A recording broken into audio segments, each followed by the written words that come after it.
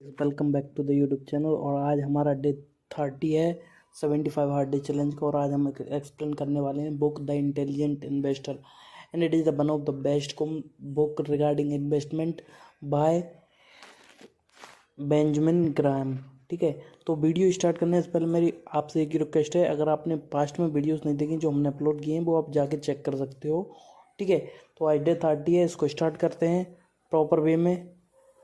ठीक है, तो फर्स्ट टेक अवे है, हम इसमें 12 टेक अवे के बारे में बात करेंगे। ठीक है, तो फर्स्ट है वैल्यू इन्वेस्टिंग टेक अवे। ठीक है, the core principle of value investing is to buy stocks at a price significantly below their intrinsic value providing a margin of safety.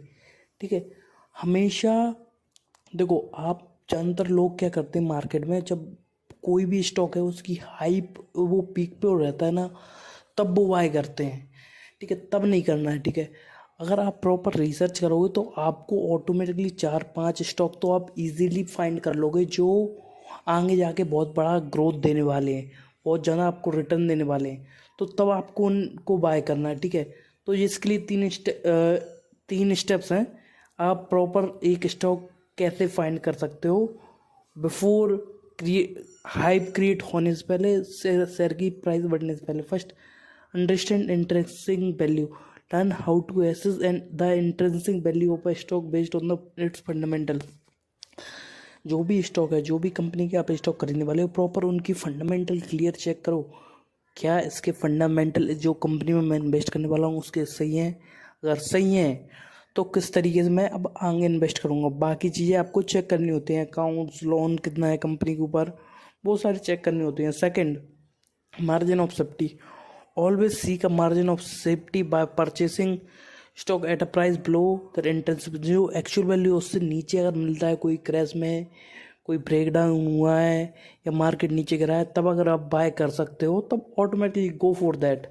ठीक है, third, long term perspective, adopt a long term perspective and short term speculation.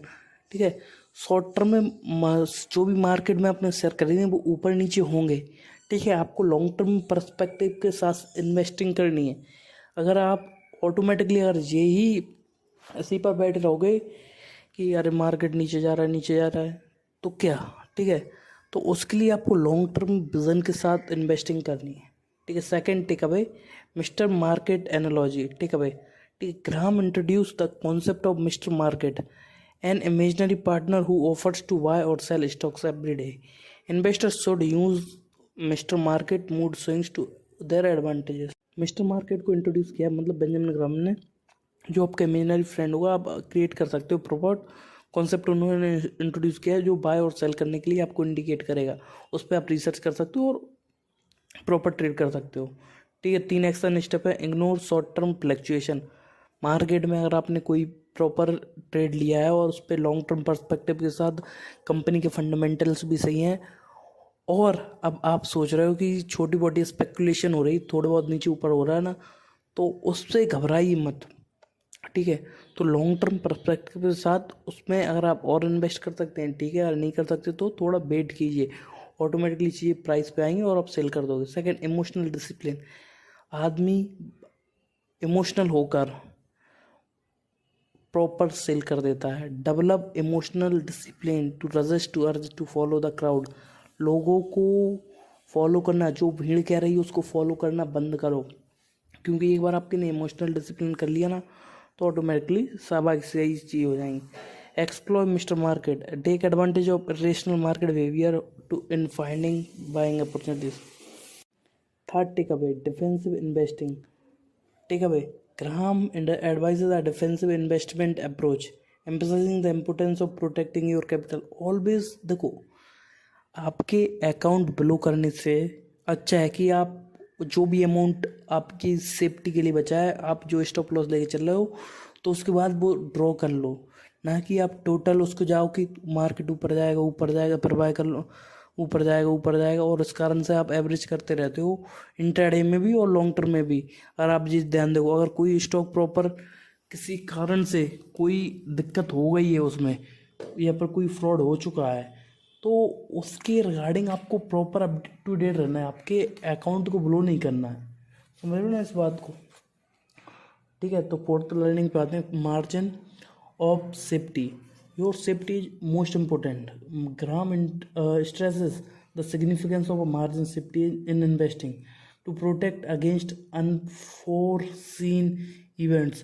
तो market में क्या कब हो जाए आपको पता नहीं है, तो उसके लिए आपको मार्जिन ऑफ सेफ्टी हमेशा लेके चलना है। Fifth, market fluctuation and inflation, ठीक। Graham discuss the impact of market fluctuation and inflation on investments, ठीक है। मार्केट में फ्लक्चुएशन हो गई, इन्वेस्टमेंट जो भी चीज़ें हैं उनको इन्फ्लेशन से लेके, ठीक है। तो उसके रिगार्डिंग हम कैसे तैयार रह सकते हैं। फर्स्ट, पेशेंट इन्वेस्टिंग, आराम से सोचकर लॉन्ग टर्म में इन्वेस्ट करो। सेकंड, इन्फ्लेशन हैज, जो इन्फ्लेशन बढ़ रहा है उसको लेके आप हैज कर सकते हो।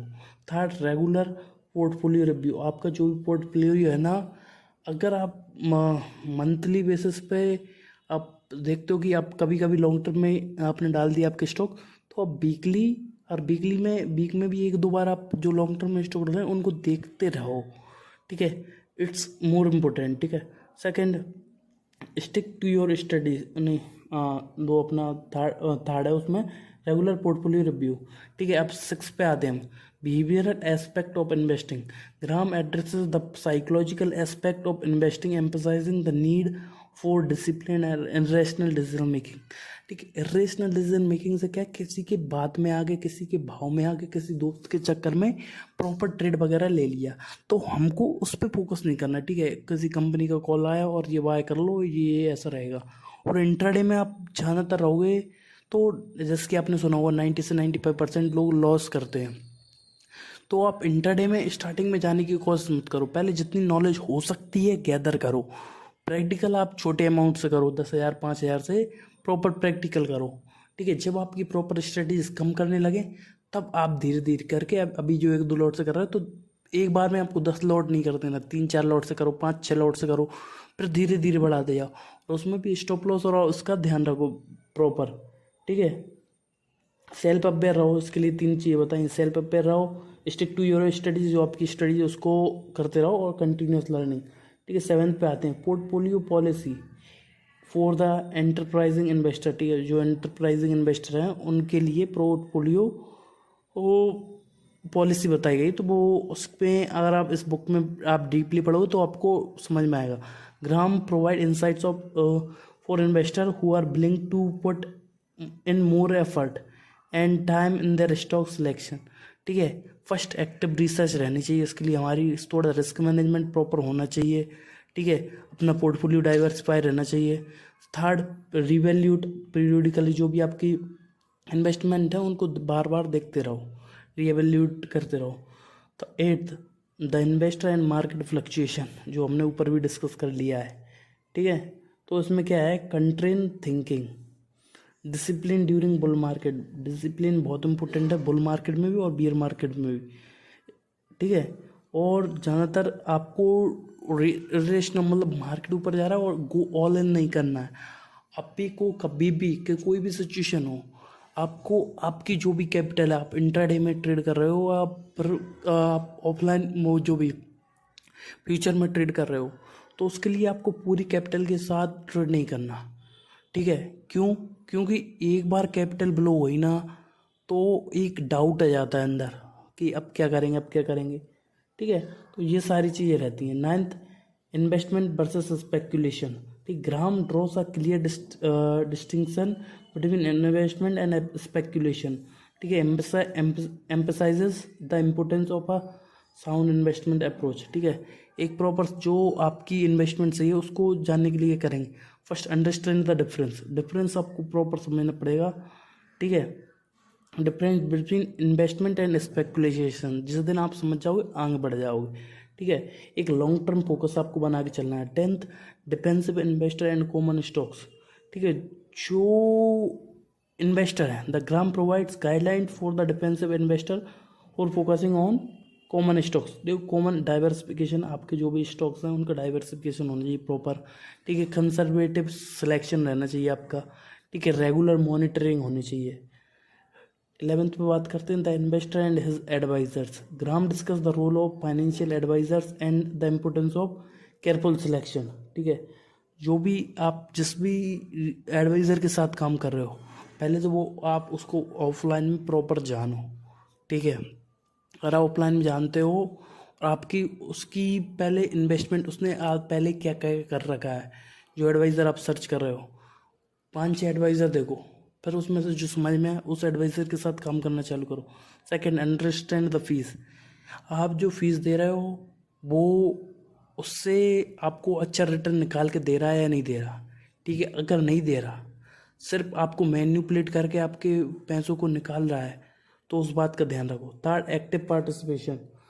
Twelfth, last but not the least, security analysis for the ले इन्वेस्टर, ठीक है। इसका मतलब क्या है?